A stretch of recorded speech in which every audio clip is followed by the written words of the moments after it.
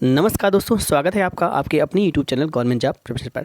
दोस्तों आज हम लोग डिस्कस करेंगे एनसीईआरटी क्लास 6 हिस्ट्री चैप्टर का अध्याय नंबर 3 यानी कि चैप्टर नंबर 3 आरंभिक नगर। और इसके पहले मैंने दो जो इसके अध्याय हैं वो ऑलरेडी डिस्कस कर दिए हैं। और अगर आप किसी भी कॉम्पिटिटिव एग्जाम्स की प्रिपरेशन कर रहे हैं जिसमें आपका जीएस का पोर्शन पूछा जाता है तो उन सभी के लिए बहुत ही ज़्यादा महत्वपूर्ण है, ताकि आपकी ऐसा करने से आपको एनसीईआरटी देखने से आपकी एक बेसिक अंडरस्टैंडिंग उस टॉपिक के प्रति डेवलप हो जाएगी और आप किसी भी बुक को पढ़ेंगे तो उसमें इंटरेस्ट के साथ उसको पढ़ पाएंगे। तो चलिए शुरू करते हैं। अब दोस्तों यहाँ पर हम स्टार्ट करेंगे आरंभिक नगर। जैसे मैंने पहले एक दो अध्याय में बात की। पहले अध्याय में हमने देखा कि यहाँ पर जो हमारे जो पूर्वज होते थे उनके बारे में स्टडी की, जिसमें मैंने देखा था कि पूरा पाषाण काल, नव पाषाण काल और उसके मध्य पाषाण काल, नव पाषाण काल के बारे में स्टडी की थी, जिसमें मैंने बताया था कि जो पूरा पाषाण काल है उसका जो टाइम पीरियड था लगभग जो है 20 लाख वर्ष से लेकर 12,000 वर्ष तक का टाइम पीरियड को पूरा पाषाण काल माना गया था। उसके बाद 12,000 से लेकर 10,000 तक के बीच के टाइम को मध्य पाषाण काल और उसके बाद 10,000 से लेकर जो भी समय था उसको हमारा नव पाषाण काल यहाँ पर माना गया था। और उसके बारे में मैंने कुछ सारी स्टडीज़ की थी। ठीक है, आज के इस टॉपिक में हम लोग देखेंगे आरंभिक नगर और जिसमें हम लोग देखेंगे हड़प्पा की कहानी। ठीक है, तो चलिए देख लेते हैं।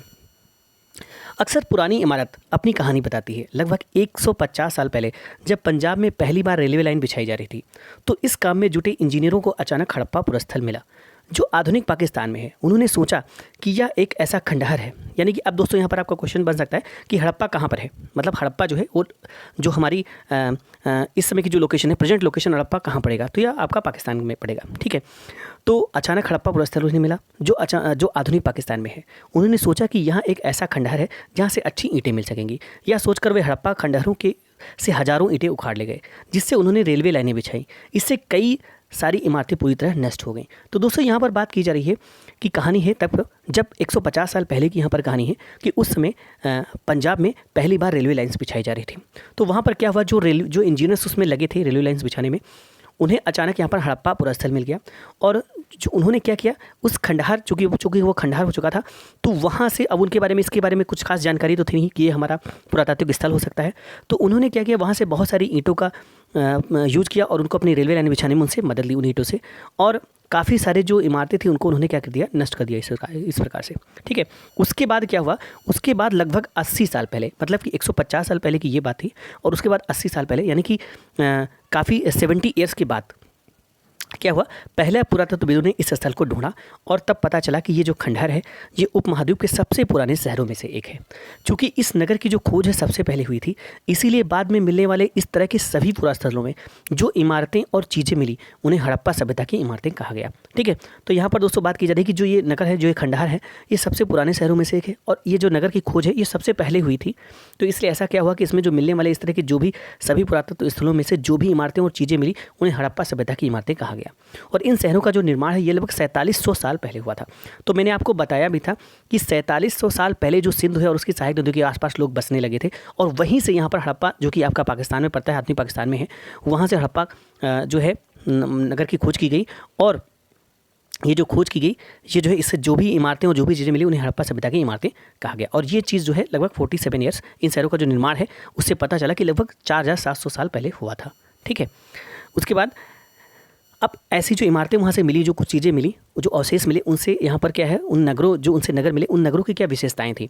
तो इन नगरों में से कई 2 या उससे ज़्यादा हिस्सों में विभाजित किया गया था। अब दोस्तों यहाँ पर कुछ बहुत सारे नगर ऐसे थे, इन नगरों में से बहुत सारे नगर ऐसे थे जिनको 2 या 2 से अधिक हिस्सों में विभाजित किया गया था। ठीक है, और मैक्सिमम नगरों को उसमें 2 हिस्सों में विभाजित किया गया था, जिसमें क्या होता है, प्रायः पश्चिमी भाग छोटा था लेकिन ऊंचाई पर बना हुआ था। जैसे कि यहाँ पर आप ऐसे देख सकते हैं, ऐसे जैसे नगर ये बना हुआ है, यहाँ पर ये पश्चिमी भाग हो जाता है। ठीक है, और पूर्वी भाग हो जाता है। तो प्राय जो पश्चिमी भाग था ये थोड़ा छोटा हुआ करता था और पूर्वी भाग थोड़ा बड़ा हुआ करता था। और इसमें क्या था कि जो पश्चिमी भाग था ये ऊंचाई पर भी हुआ करता था और जो है हमारा पूर्वी भाग है वो निचले इलाकों में हुआ करता था। ठीक है, तो ऊंचाई वाले भाग को पुरातत्वविदों ने नगर दुर्ग कहा और निचले हिस्से को निचला नगर कहा। दोनों हिस्सों की 4 दीवारियां पक्की ईंटों की बनाई जाती थी। और ऐसा होता था कि जो ऊंचाई वाला जो नगर दुर्ग था उसमें जो बड़े बड़े राजा महाराजा या जो भी बड़े लोग होते थे वो वहाँ पर रहते थे और जो निम्न स्तर के थोड़ा लोग हुआ करते थे वो यहाँ पर निचले जो है नगर में रहा करते थे। दोनों हिस्सों की जो 4 दीवारें थीं पक्की ईंटों की बनाई जाती थी। इसकी ईंटें इतनी अच्छी पकी थीं कि हज़ारों सालों बाद आज तक वो जो दीवारें हैं वो खड़ी रहीं। दीवार बनाने के लिए ईंटों की चिनाई इस तरह करते थे जिससे कि दीवारें खूब मजबूत रहें। कुछ नगरों के दुर्ग नगर दुर्ग में कुछ खास इमारतें बनाई गई थी। मिसाल के तौर पर मोहनजोदड़ो में खास तालाब बनाया गया था जिसे पुरातत्वविदों ने महान स्नानागार कहा है। तो आपका क्वेश्चन बनता है कि जो महान स्नानागार है ये कहाँ से हमें मिला था, तो ये आपका मोहनजोदड़ो से प्राप्त हुआ था महान स्नानागार, और इसे पुरातत्व ने क्या कहा, महान स्नानागार कहा। इस तालाब को बनाने में ईंट और प्लास्टर का इस्तेमाल किया गया था। इसमें पानी का जो रिसाव रोकने के लिए एक प्लास्टर के ऊपर चारकोल की परत चढ़ाई गई थी। इस सरोवर में दो तरफ से उतरने के लिए सीढ़ियाँ बनाई गई थी, और जो अभी आगे आपका इमेज यहाँ पर दिखाया गया है उसको हम लोग यहाँ पर देखेंगे और उससे पता करेंगे। और चारों ओर कमरे बनाए गए थे।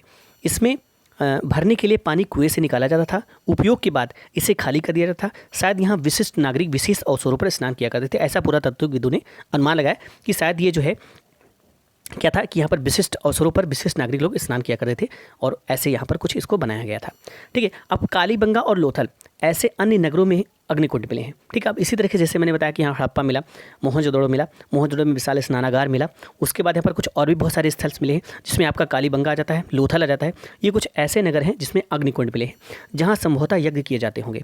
हड़प्पा, मोहनजोदड़ो और लोथल जैसे कुछ नगरों में बड़े बड़े भंडार गृह भी मिले हैं। तो आपके बड़े बड़े भंडार गृह इन तीनों नगरों से भी मिले हैं, यानी हड़प्पा से भी मिले हैं, मोहनजोदड़ो और लोथल, इन तीनों नगरों से बड़े बड़े भंडार गृह भी यहाँ पर मिले हैं। अब दोस्तों यहाँ पर इस मैप को आप देखिएगा और आप कमेंट बॉक्स में हमें जरूर बताइएगा, जैसे कि ये मोहनजोदड़ो हो गया, ठीक है, और यहाँ पर चन्हूदड़ो हो गया, धौलावीरा, सुदकोटदा, लोथल, ठीक है, और ये कालीबंगा, राखीगढ़ी, ठीक है। तो ये सारे के सारे जो हैं आपके किस जगह पड़ते हैं, आधुनिक तौर पर अगर देखा जाए तो किस स्टेट में या किस प्रदेश में ये पड़ते हैं, ठीक है। तो आप लोग हमें कमेंट बॉक्स में नीचे जरूर बताइएगा, ठीक है। आगे बढ़ते हैं तो यहाँ पर आप देख सकते हैं वो महान स्नानागार, देखिए इसमें दो तरफ से सीढ़ियाँ थी चढ़ने के लिए, ठीक है। और इसको जो है कहा जाता है कि जो विशेष नागरिक क्या होते थे, विशेष अवसरों पर इसमें स्नान किया करते थे, ऐसा पुरातत्वविदों ने यहाँ पर इससे अनुमान लगाया, ठीक है। अब देखते हैं भवन, नाले और सड़कें। इन नगरों के घर आमतौर पर एक या दो मंजिल के होते थे। घर के आंगन के चारों ओर कमरे बनाए जाते थे। अधिकांश घरों में एक अलग स्नानागार होता था और कुछ घरों में कुएं भी होते थे। कई नगरों में ढके हुए नाले थे। इन्हें सावधानी से सीधी लाइन में बनाया जाता था। हर नाली में हल्की ढलान होती थी ताकि पानी आसानी से बह सके। अक्सर घरों की नालियों को सड़कों की नालियों से जोड़ दिया जाता था, जो बाद में बड़े नालों में मिल जाती थी। नालों के ढके होने के कारण इसमें जगह जगह पर मेन होल बनाए जा गए थे, जिनके जरिए इनकी देखभाल और सफाई की जा सकती। तो आप देख सकते हैं कि उनका जो नाली की जो व्यवस्था थी, पानी निकासी की जो व्यवस्था थी, कितनी उत्तम किस्म की थी। क्योंकि जैसा कि आज हम लोग देखते हैं, बिल्कुल उसी तरह से कुछ कितनी उत्तम किस्म की उस समय भी ये जो वाटर जो है निकासी की जो व्यवस्था थी वहाँ पर कितनी अच्छी हुआ करती थी, ठीक है, जिनके जरिए क्या कहते हैं इनकी देखभाल और सफाई की जा सके। घर, नाले और सड़कों का निर्माण योजनाबद्ध तरीके से एक साथ ही किया जाता था, ठीक है। अब आगे बढ़ते हैं, यहाँ पर नगरीय जीवन के बारे में जानते हैं, ठीक है। हड़प्पा के नगरों में बड़ी हलचल रहा करती होगी, ऐसा जो है पुरातत्वविदों ने एक स्टोरी के तौर पर ऐसा अनुमान लगाया है। यहाँ पर कुछ ऐसे लोग रहते होंगे जो नगर की खास इमारतें बनाने की योजना में जुटे रहते थे। ये संभवतः यहाँ के शासक थे। यह भी संभव है कि ये शासक लोगों को भेजकर दूर दूर से धातु, बहुमूल्य पत्थर और अन्य उपयोगी चीज़ें मंगवाते थे। शायद शासक लोग खूबसूरत मनकों तथा सोने चांदी से बने आभूषण जैसी कीमती चीज़ों को भी अपने पास रखते होंगे। इन नगरों में लिपिक भी होते थे, जो मोहरों पर तो लिखते ही थे और शायद अन्य चीज़ों पर भी लिखते होंगे जो बच नहीं पाई हैं। इनके अलावा नगरों में शिल्पकार स्त्री पुरुष भी रहते होंगे, जो अपने घरों या किसी उद्योग स्थल पर तरह तरह की चीज़ें बनाते होंगे। लोग लंबी यात्राएं भी करते थे और वहाँ से उपयोगी वस्तुएं लाते थे, और साथ ही लाते थे सुदूर देशों की किस्से, कहानियाँ। मिट्टी से बने कई खिलौने भी हैं जिनमें बच्चे खेलते होंगे। तो ये सारी चीज़ें यहाँ पर अनुमान लगाई गई हैं पुरातत्वविदों के द्वारा, जो वहाँ से पुरातत्विक स्थल जो भी मिले हैं, वहाँ से जो अवशेष मिले उनके द्वारा यहाँ पर कुछ अनुमान लगाए गए, ठीक है। अब देखें, आप यहाँ पर देख सकते हैं ये जो कुएं का चित्र बनाया गया है, मोहनजोदड़ो की एक सड़क और उसमें बना नाला। आप देख सकते हैं ये सड़क है और इसमें जो है बना नाला है, आप इसको देख सकते हैं चित्र में, ठीक है। हड़प्पा की एक मोहर है, यहाँ पर देखिए, यहाँ पर है क्या है, एक हड़प्पा की मोहर है, ठीक है। इस मोहर के चिन्ह एक खास लिपि में है, ठीक है। उपमहाद्वीप में पाए गए लेखन का यह प्राचीनतम उदाहरण है। विद्वानों ने इसे पढ़ने की कोशिश की है, लेकिन अभी तक यह पढ़ा नहीं जा सका है, ठीक है। और दाईं ओर नीचे पट्टी के खिलौने में, दाईं ओर नीचे पट्टी के मिट्टी के जो खिलौने हैं यहाँ पर आप देख सकते हैं, ठीक है। आगे बढ़ते हैं, नगर और नए शिल्प। तो यहाँ पर आप देख सकते हैं, अब कुछ ऐसी चीज़ों के बारे में अध्ययन करें जो हड़प्पा के नगरों से प्राप्त हुई हैं। पुरातत्वविदों को जो चीज़ें वहाँ मिली हैं उनमें अधिकतर पत्थर, शंख, तांबे, कांसे, सोने, चांदी जैसी धातुओं से बनाई गई थी। तांबे और कांसे से औजार, हथियार, गहने और बर्तन बनाए जाते थे। सोने और चांदी से गहने और बर्तन बनाए जाते थे। यहाँ मिली सबसे आकर्षक वस्तुओं में मनके, बाट और फलक हैं।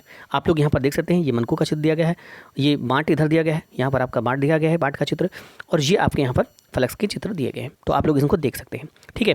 हड़प्पा सभ्यता के लोग पत्थर की मोहरें बनाते थे। इन आयताकार मोहरों पर सामान्यतः जानवरों के चित्र मिलते हैं। तो देखिए हड़प्पा संस्कृति से किस तरह की मोहर मिली, कैसी आयताकार मोहर यहाँ पर मिली। हड़प्पा सभ्यता के लोग काले रंग से डिज़ाइन किए हुए खूबसूरत लाल मिट्टी के बर्तन बनाते थे। तो कैसी किस रंग से डिज़ाइन किए हुए खूबसूरत लाल मिट्टी के बर्तन हुआ करते थे, तो काले रंग से डिज़ाइन किए हुए लाल मिट्टी के बर्तन वो यूज़ करते थे। ठीक है, संभवतः 7000 साल पहले मेहरगढ़ में कपास की खेती होती थी। मैंने दोस्तों यहाँ पर आपको बताया था पहले ही लेसन में कि 8000 वर्ष पूर्व यहाँ पर गेहूँ और जौ की खेती करना लोगों ने सीख लिया था, लगभग 8000 वर्ष पूर्व। तो यहाँ पर धीरे धीरे और डेवलपमेंट होता गया। जब गेहूं और जौ की खेती करना सीखा तो और भी उससे ज़्यादा एक नई क्रांति आई एग्रीकल्चर के फील्ड में, उससे और भी लोगों ने चीज़ों को उगाने की कोशिश की और संभवतः 7000 साल पहले मेहरगढ़ में कपास की खेती होती थी। मोहनजोदड़ो से कपड़े के टुकड़ों के अवशेष, चांदी की एक फूलदान के ढक्कन तथा कुछ अन्य तांबे की वस्तुओं से चिपके हुए मिले हैं। पक्की मिट्टी तथा फ्रेंच से बनी तकलियाँ सूत कताई का संकेत देती हैं। ठीक है, तो इससे जो हमारे पुरातत्वविद थे उन्होंने लगाया क्या पर सूत कताई होती होगी, यानी कि आपके कपास से कपड़े बनाए जाते होंगे। ठीक है, तो इस तरह से यहाँ देखा गया है। इनमें से अधिकांश वस्तुओं का निर्माण विशेषज्ञों ने किया था। विशेषज्ञ उसे कहते हैं जो किसी खास चीज़ को बनाने के लिए खास प्रशिक्षण लेता है, जैसे पत्थर तराशना, मनके चमकाना या फिर मोहरों पर पच्चीकारी करना आदि। ठीक है, मूर्ति का जो आप यहाँ पर देख सकते हैं, इस चेहरे को देखिए कितना स्पष्ट और कितना क्लियर मूर्ति यहाँ पर बनाई गई है। तो ये ऐसा काम जो है ये कोई विशेष जो लोग होते थे वही यहाँ पर कर सकते हैं। कोई शिल्पकार या इसी तरह के जो विशेष योग्यता रखते होंगे इन चीज़ों में वही यहाँ पर करते होंगे। कोई सामान्य जनसाधारण तो ऐसी मूर्तियों का निर्माण नहीं कर सकता। तो वही चीज़ यहाँ पर बताई गई है कि ऐसे भी लोग वहाँ पर मौजूद थे जो विशेष चीज़ों में निपुण हुआ करते थे। ठीक है, तो ये सारी चीज़ें यहाँ पर बताई जा रही हैं। या किसी विशेष मूर्तिकार का ही काम हो सकता है, हर व्यक्ति विशेषज्ञ नहीं हो सकता। हमें यह पता नहीं है कि क्या सिर्फ पुरुष ही ऐसे कामों में प्रशिक्षण हासिल करते थे या फिर केवल महिलाएं ही। शायद कुछ महिलाएं और पुरुष दोनों ही इस काम में दक्ष थे। ठीक है, अब देखते हैं यहाँ पर जो मैंने वर्ड यूज़ किया है फ्रेंच। तो फ्रेंच क्या होते हैं इसके बारे में यहाँ पर बताया गया है। पत्थर और शंख प्राकृतिक तौर पर पाए जाते हैं, लेकिन फ्रेंच को कृत्रिम रूप से तैयार किया जाता है। बालू या स्फटिक पत्थरों की चूर्ण को गोंद में मिलाकर उनसे वस्तुएं बनाई जाती हैं। तो किससे? बालू या स्फटिक जो पत्थर होते हैं उनका जो चूर्ण होता है उनको गोंद में मिलाकर उनसे वस्तुएं बनाई जाती हैं। उसके बाद उन वस्तुओं पर एक चिकनी परत चढ़ाई जाती थी। इस चिकनी परत के रंग प्रायः नीले, हल्के समुद्री हरे होते थे। ठीक है, जैसे कि आपको यहाँ पर चित्र में दिख रहा होगा। फ्रेंच से मनके, चूड़ियाँ, बाले और छोटे बर्तन बनाए जाते थे। अब कच्चे माल की खोज में। कच्चा माल उन पदार्थों को कहते हैं जो या तो प्राकृतिक रूप से मिलते हैं या फिर किसान या पशुपालक उनका उत्पादन करते हैं। जैसे लकड़ी या धातुओं के अयस्क प्राकृतिक रूप से उपलब्ध कच्चे माल है। इससे फिर कई तरह की चीज़ें बनाई जाती हैं। मिसाल के तौर पर किसानों द्वारा पैदा किए गए कपास को कच्चा माल कहते हैं, जिससे बाद में कताई बुनाई करके कपड़ा तैयार किया जाता है। हड़प्पा में लोगों को कई चीज़ें वही मिलती थी, लेकिन तांबा, लोहा, सोना, चांदी और बहुमूल्य पत्थरों जैसे पदार्थों का वे दूर दूर से आयात करते थे। तो यहाँ पर देखिए आजकल भी ऐसा होता है कि हमारे देश में बहुत सारी जैसे ऐसा है कि उत्पादन होता है, लेकिन कुछ ऐसा उत्पादन है कि जो हम सफिशिएंट नहीं कर पाते, तो हमें बाहर से उसको इम्पोर्ट करना पड़ता है। तो ये सारी चीज़ें यहाँ पर उस समय भी हुआ करती थी। ठीक है, हड़प्पा के लोग तांबे का आयात संभवतः आज के राजस्थान से करते थे। तो दोस्तों यहाँ पर आपके क्वेश्चंस बनते हैं कि आपका जो हड़प्पा में लोग तांबे का जो आयात है वो कहाँ से किया करते थे, तो वो राजस्थान से किया करते थे। यहाँ तक कि पश्चिम एशियाई देश ओमान से भी तांबे का आयात किया जाता था। तो यहाँ पर ये भी आप देख सकते हैं कि तांबे का जो आयात है हड़प्पा सभ्यता के लोग कहाँ कहाँ से किया करते थे। तो तांबे का आयात जो है ये आपका राजस्थान से किया करते थे, और पश्चिमी एशियाई देश जो एक ओमान है यहाँ से भी तांबे का आयात किया जाता था। अगर हम यहाँ पर बात करते हैं कांसा बनाने के लिए तांबे के साथ मिलाई जाने वाली धातु टिन का आयात आधुनिक ईरान और अफगानिस्तान से किया जाता था। तो दोस्तों यहाँ पर आप लोग जान सकते हैं कि मैंने बताया कि जो राजस्थान और ओमान यहाँ से तांबे का आयात किया जाता था, लेकिन तांबे के साथ कांसा बनाने के लिए तांबे के साथ टिन मिलाया जाता है, और टिन से मिलकर तांबा और टिन से मिलकर कांसे का निर्माण होता है। तो दोस्तों आप लोग इस पर ध्यान रखिएगा कि कांसा बनाने के लिए तांबे के साथ किस चीज़ को मिलाया जाता है, तो तांबे के साथ टिन को मिलाया जाता है। ठीक है, तांबे के साथ मिलाई जाने वाली धातु टिन का आयात आधुनिक ईरान जो है और अफगानिस्तान से किया जाता था। और अगर हम सोने के आयात की बात करते हैं तो जो आधुनिक कर्नाटक है और बहुमूल्य पत्थर का आयात जो है वो गुजरात, ईरान और अफगानिस्तान से किया जाता था। अब देखिए यहाँ पर चीज़ों को एक जगह से दूसरी जगह कैसे ले जाया जाता था। इन चित्रों को देखें, एक खिलौना है और दूसरी ओर एक मोहर।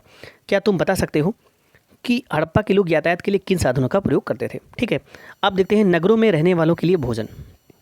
लोग नगरों के अलावा गाँव में भी रहते थे। वे अनाज उगाते थे और जानवर पालते थे। किसान और चरवाहे ही शहरों में रहने वाले शासकों, लेखकों और दस्तकारों को खाने के सामान देते थे।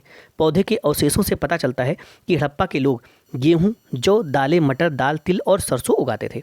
ठीक है, जमीन की जुताई के लिए हल का प्रयोग एक नई बात थी। हड़प्पा काल के हल तो नहीं बच पाए क्योंकि वे प्रायः लकड़ी से बनाए जाते थे, लेकिन हल के आकार के खिलौने मिले हैं। इस क्षेत्र में बारिश कम होती थी। दोस्तों यहाँ पर क्या है, जैसे ऐसा अंदाज़ा लगाया जा रहा है कि हड़प्पा जब खेती की जाती होगी तो हल का तो प्रयोग जरूर किया जाता होगा, लेकिन उस समय शायद लकड़ी के हल का प्रयोग किया जाता था, क्योंकि धातुओं का इतना ज़्यादा प्रयोग जलन में नहीं था, तो उस वजह से वो हल तो अभी तक बच नहीं पाए। लेकिन कुछ खिलौने ऐसे मिले जिन पर उस तरह की आकृतियाँ मिली हैं, जिससे अंदाज़ा लगाया जाता है कि इसका उन लोगों को ज्ञान था और उसका यूज करते थे, क्योंकि प्रायः लकड़ी से बनाए जाते थे, लेकिन हल के आकार के खिलौने मिले हैं। इस क्षेत्र में बारिश कम होती है, इसीलिए सिंचाई के लिए लोगों ने कुछ तरीके अपनाए होंगे। संभवतः पानी का संचय किया जाता होगा और ज़रूरत पड़ने पर उसे फसलों की सिंचाई की जाती होगी। हड़प्पा के लोग गाय, भैंस, भेड़ और बकरियां पालते थे। बस्तियों के आसपास तालाब और चारागाह होते थे, लेकिन सूखे महीनों में मवेशियों के झुंड को चारा पानी की तलाश में दूर दूर तक ले जाया जाता था। वे बेर जैसे फलों को इकट्ठा करते थे, मछलियां पकड़ते थे और हिरण जैसे जानवरों का शिकार भी किया करते थे। गुजरात में हड़प्पाकालीन नगर का सूक्ष्म परीक्षण। ठीक है, कच्छ के इलाके में खदिर बेद के किनारे धौलावीरा नगर बसा था। तो यहाँ पर आपका धौलावीरा नगर जो कि गुजरात में मिला था, आप बता सकते हैं धौलावीरा। ठीक है, तो कच्छ के इलाके में खदिर बेद के किनारे धौलावीरा नगर बसा था। वहाँ साफ पानी मिलता था और ज़मीन उपजाऊ थी। जहाँ हड़प्पा सभ्यता के कई नगर 2 भागों में विभक्त थे, वहीं धौलावीरा नगर को 3 भागों में बांटा गया था। तो दोस्तों बहुत इंपॉर्टेंट चीज़ है यहाँ पर, ये क्वेश्चन आपका बहुत ज़्यादा इंपॉर्टेंट है, बनता है एग्जाम में। डायरेक्ट क्वेश्चन पूछा गया है कि आपका जो बाकी सारे मैंने बताया ना कि सामान्यतः 2 भागों में व्यक्त किया जाता था, एक नगर दूर हुआ करता था और एक निचला इलाका जो हुआ करता था। ठीक है, लेकिन जो आपका धौलावीरा था उसको 3 भागों में बांटा गया था। ठीक है, 3 भागों में उसे डिवाइड किया गया, 2 भागों की जगह से क्या 3 भागों में डिवाइड किया गया था। इसके हर हिस्से के चारों ओर पत्थर की ऊंची ऊंची दीवार बनाई गई थी। इसके अंदर जाने के लिए बड़े बड़े प्रवेश द्वार थे। इस नगर में एक खुला मैदान भी था जहां सार्वजनिक कार्यक्रम आयोजित किए जाते थे। यहाँ मिले कुछ अवशेषों में हड़प्पा लिपि के बड़े बड़े अक्षरों को पत्थरों में खुदा पाया गया है। इन अभिलेखों को संभवतः लकड़ी में जड़ा गया था। यह एक अनोखा अवशेष है, क्योंकि आमतौर पर हड़प्पा के लेख मुहर जैसी छोटी वस्तुओं पर पाए जाते हैं। तो ये एक तरह का यहाँ पर जो लकड़ी की जो यहाँ पर बात कीजिए, यहाँ से मिले कुछ अवशेष हड़प्पा लिपि के बड़े बड़े अक्षरों को पत्थरों में खुदा पाया गया है। तो ये एक तरह का नया यहाँ पर अभिलेख मिला है। इन अभिलेखों को संभवतः लकड़ी में जड़ा गया था और यह जो है एक अनोखा अवशेष है, क्योंकि आमतौर पर क्या होता था उसमें कि हड़प्पा के लेख मुहर जैसी छोटी छोटी वस्तुओं पर पाए जाते थे। गुजरात की खंभात की खाड़ी में मिलने वाली साबरमती नदी की एक उपनदी के किनारे बसा लोथल। अब देखिए लोथल जो है भोगवा नदी के किनारे बसा था, तो जो कि साबरमती नदी की उपनदी है। ठीक है, यानी कि सहायक नदी है साबरमती नदी की भोगवा नदी, तो उसके किनारे बसा हुआ था लोथल। ठीक है, जहाँ कीमती पत्थर जैसा कच्चा माल आसानी से मिल जाता था। यह पत्थरों, शंखों और धातुओं से बनाई गई चीज़ों का एक महत्वपूर्ण केंद्र था। इस नगर में एक भंडारगृह भी था। इस भंडारगृह से कई मोहरे और मुद्रांकन या मुहरबंदी गीली मिट्टी पर दबाने से बनी उनकी छाप मिली है। ठीक है, अब देखिए ये तालाब आप लोग देख सकते हैं यहाँ पर, ये तालाब लोथल का बंदरगाह रहा होगा, जहाँ समुद्र के रास्ते आने वाले नावें रुकती थीं। संभवतः यहाँ पर माल चढ़ाया उतारा जाता होगा। ठीक है, यानी ये बंदरगाह की तरह यहाँ पर वर्क करता था। फिर यहाँ पर एक इमारत मिली है जहाँ संभवतः मनके बनाने का काम होता था। पत्थर के टुकड़े, अध बने मनके बनाने वाले उपकरण और तैयार मनके भी यहाँ से मिले हैं। तो इससे एक अंदाज़ा लगा सकता है कि शायद यहाँ पर मनके बनाने के उद्योग और कारखाने भी हुआ करते होंगे। ठीक है, मुद्रा और मुद्रांकन या मुहरबंदी के बारे में आप जानते हैं। मुहरों का प्रयोग सामान से भरे उन डिब्बों या थैलों को चिन्हित करने के लिए किया जाता है जिन्हें एक जगह से दूसरी जगह भेजा जाता था। थैले को बंद करने के लिए उनके मुहानों पर गीली मिट्टी पोतकर उन पर मुहर लगाई जाती थी। मुहर की छाप को मुहरबंदी कहते हैं।